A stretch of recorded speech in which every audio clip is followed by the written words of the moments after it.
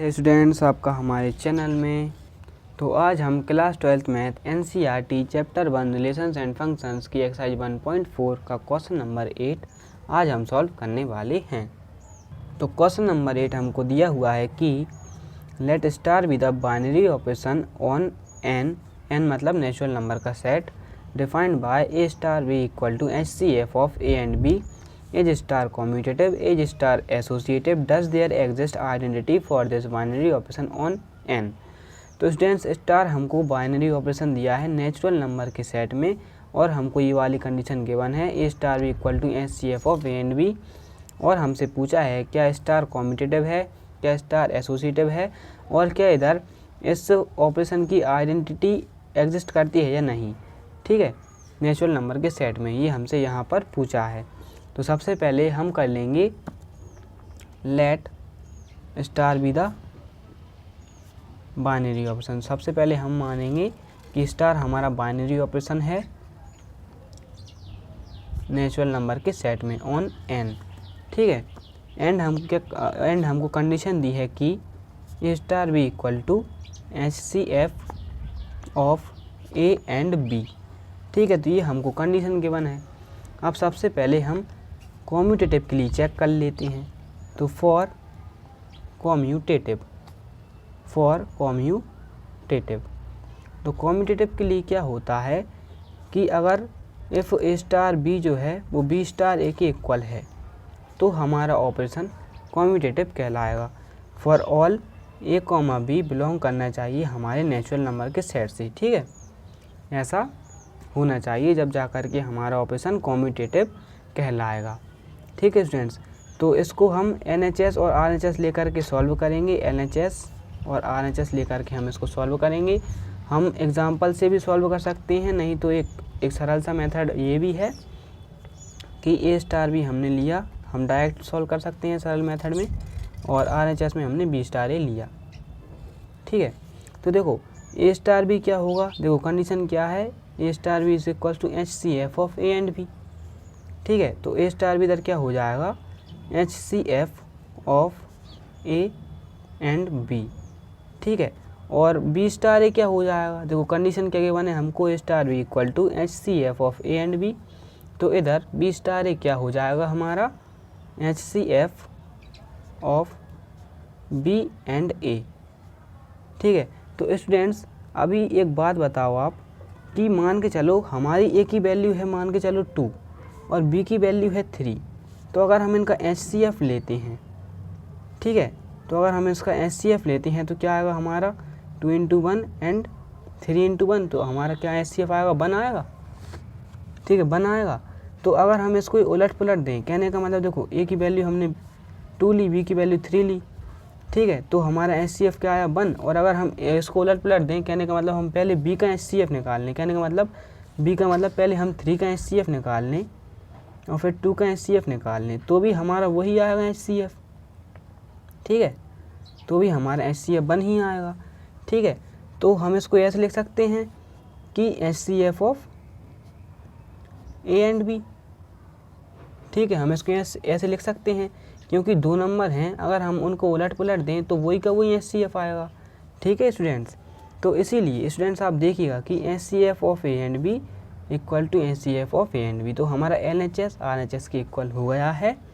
तो इधर लिख देंगे हम LHS equals to RHS, therefore star is commutative. इसीलिए जो हमारा स्टार है बाइनरी ऑपरेशन है वो हमारा कॉम्यूटेटिव हो जाएगा। अब हम एसोसिएटिव के लिए देख लेते हैं।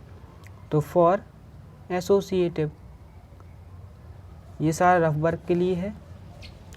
फॉर एसोसिएटिव के लिए क्या होती है कंडीशन कि A star B bracket star C equal to A star B star C bracket, ये हमारी एसोसिएटिव के लिए कंडीशन होती है। तो जैसे कॉम्यूटेटिव के लिए सॉल्व किया है वैसे ही हम एसोसिएटिव के लिए भी सॉल्व कर लेंगे। ठीक है स्टूडेंट्स, तो हम लेंगे LHS और RHS। ठीक है, देखो कंडीशन में इधर लिख देता हूँ क्या गिवन है, ए स्टार बी इक्वल है हमारे HCF of A and B के। ठीक है स्टूडेंट्स, इसके इक्वल है। तो LHS हमारा क्या है, A star B star C, और RHS क्या है हमारा A star B star C। ठीक है स्टूडेंट्स, तो सबसे पहले हम ब्रैकेट सॉल्व करेंगे। तो ब्रैकेट में देखो हम एग्जांपल लेकर भी कर सकते हैं और डायरेक्ट भी कर सकते हैं। इधर हम डायरेक्ट सॉल्व कर रहे हैं। तो A स्टार B क्या होगा हमारा, देखो A स्टार B कंडीशन दी हुई है कि A star B is equal to HCF of A and B। तो A स्टार B क्या हो जाएगा हमारा HCF of A and B, ठीक है, स्टार C। अब ये वाला हम पढ़ेंगे A, ये सारा, और ये वाला हम पढ़ेंगे B, ठीक है। तो ये वाला हमने A पढ़ा और ये वाला हमने B पढ़ा, बीच में है हमारा स्टार, ठीक है स्टूडेंट्स। तो अगर हम हमारी गिवन कंडीशन देखें, A स्टार B हम अगर देखें तो हमको कंडीशन दी हुई है HCF of A and B। तो इधर क्या हो जाएगा हमारा, देखो ये वाला स्टार C, ये हमारा क्या हो जाएगा HCF of A and B and C, ठीक है, यही हो जाएगा। अब हम RHS को देख लेते हैं, ठीक है। देखो एग्जांपल लेकर कैसे कर सकते हैं। मान चलो हमने A की वैल्यू ली 1, B की वैल्यू ली 2 और C की वैल्यू ली 3। इसका हम HCF करेंगे तो देखो 1 का है ना 1 इंटू 1 आता है, 2 का जो है 2 इंटू 1 आता है, 3 का जो है 3 इंटू 1 आता है। इसमें कॉमन हमारे तीनों में आएगा 1, तो HCF इसका 1 हो जाएगा। हम उसको एग्जाम्पल लेकर सॉल्व कर सकते हैं, ठीक है। अब है ना हम RHS को सॉल्व कर लेते हैं। तो RHS में भी सबसे पहले हम ब्रैकेट को सॉल्व करेंगे। तो इधर क्या आएगा A स्टार B, देखो कंडीशन है A star B is equal to HCF of A and B।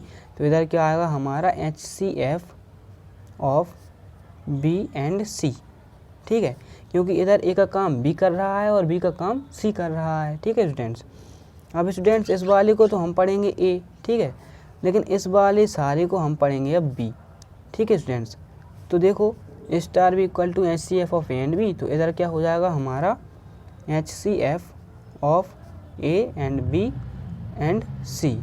तो ये दोनों भी आपस में इक्वल आ जाएंगे, ठीक है। वो कैसे आ जाएंगे, कहने का मतलब देखो अगर पहले हम इन दोनों का, जैसे मान चलो हमने A की वैल्यू ली 1, B की वैल्यू ली 2, तो पहले हम इन दोनों का निकालें तो उसका कॉमन आएगा 1, ठीक है। इन दोनों में जो है ना कॉमन आएगा 1, फिर है ना हम इसका जो भी आएगा HCF उसका और इसका निकालें, ठीक है। तो जैसे मान चलो HCF आया 1 और हमने निकाला 3 का, तो 1 और 3 का जब हम निकालेंगे तो उसमें भी कॉमन आएगा 1, तो ये वाला ऐसा हो जाएगा।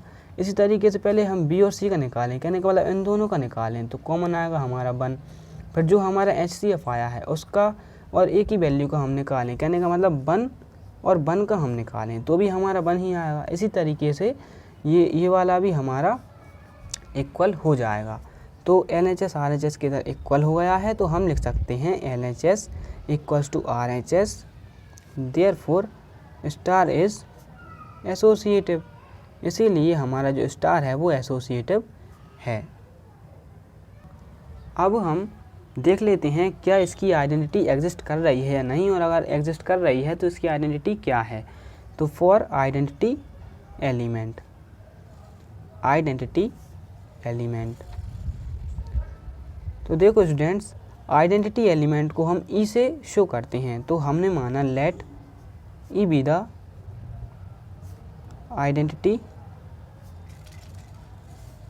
Identity of star. हमने माना कि ई जो है आइडेंटिटी है हमारे स्टार की, और ई आइडेंटिटी जब ही होगी स्टार की जब वो कंडीशन फॉलो करेगी कि A star B equal to E star A star E equal to E star A equal to A, ठीक है। देखो ई हमारी जब ही आइडेंटिटी होगी स्टार की जब ये वाली कंडीशन वो सेटिस्फाई करेगी या फिर फुलफिल करेगी। तो स्टूडेंट्स इधर इसका मतलब क्या हो जाएगा, देखो हमने ये कंडीशन इधर ले ली है। अब ए स्टार ई का मतलब क्या हो जाएगा, देखो हमें ए स्टार बी दिया है HCF of A and B, तो ए स्टार ई का मतलब क्या हो जाएगा हमारा HCF of A and E, ठीक है, यही हो जाएगा। और ई स्टार ए का मतलब क्या हो जाएगा इधर HCF of E and A, ठीक है, यही हो जाएगा। और ये हमारा इक्वल में चल रहा है A के, ठीक है स्टूडेंट्स। अब हमने मान के चलो हमने मान के चलो E की वैल्यू ली 1 और A की वैल्यू ली 2, E की वैल्यू ली 1 और A की वैल्यू ली 2। तो देखो अगर हम इसकी देखें HCF of A and E देखें पहले, तो क्या होगा हमारा, देखो HCF of A and E क्या होगा हमारा, A का HCF और E का HCF। तो देखो A हमारी है 2 और E हमारा है 1, तो ये क्या हो जाएगा 2 × 1, 2 1 जा 2, ठीक है। तो 2 का HCF हमारा क्या आएगा 2 × 1 और 1 का क्या आएगा 1 × 1, तो इधर कॉमन है 1, तो HCF हमारा क्या आ जाएगा 1, ठीक है। तो क्या हो जाएगा हमारा HCF of A and E हमारा क्या हो जाएगा 1, और इसी तरीके से एंड HCF ऑफ, अब हम इस वाले को देख लेते हैं, तो HCF of E and A हमारा क्या हो जाएगा, देखो ये हमारा रफ वर्क है, तो HCF of E and A हमारा क्या हो जाएगा, देखो E क्या है हमारा 1, ठीक है, और A क्या है हमारा 2, तो इसका HCF भी क्या हो जाएगा, देखो 1 का तो 1 × 1 और 2 का क्या हो जाएगा 2 × 1, कॉमन क्या है इसमें ये वाला 1, इसका भी क्या हो जाएगा 1, ठीक है। तो E एंड A का भी HCF हमारा 1 हो जाएगा, ठीक है। और A हमको क्या गिवन है, देखो अब हम इसको देख लेते हैं, तो A हमने क्या लिया है 2 लिया है, ठीक है स्टूडेंट्स। तो स्टूडेंट्स इधर हम देख रहे हैं कि जो E की वैल्यू 1 है, ठीक है, E की वैल्यू जो 1 है और A की वैल्यू जो 2 है, अगर हम इन दोनों का HCF करते हैं तो हमारा 1 1 आ रहा है, लेकिन A की वैल्यू तो 2 है, तो इसका मतलब क्या हुआ कि HCF, देखो HCF of A and D हमारा 1 हो गया, HCF of E and A हमारा 1 हो गया, और A लेकिन हमारा 2 है, तो इसका मतलब क्या हुआ कि 1 जो है, देखो इधर से देखो ये 1 इसके इक्वल है 1 के, लेकिन इक्वल नहीं है 2 के, तो इसका मतलब क्या हुआ कि HCF of A and E equal है HCF of E and A के, बट ये इक्वल नहीं है हमारे A के, ठीक है स्टूडेंट्स। तो इसका मतलब ये हुआ कि अगर HCF of A and D equal है हमारे HCF of E and A के, लेकिन वो इक्वल नहीं है हमारे A के, तो इसका मतलब ये हुआ कि E की जो वैल्यू 1 है वो हमारी गिवन कंडीशन को, देखो ये वाली कंडीशन को या फिर ये वाली कंडीशन को सेटिस्फाई नहीं कर रही है, इसीलिए इसकी कोई भी आइडेंटिटी नहीं होगी।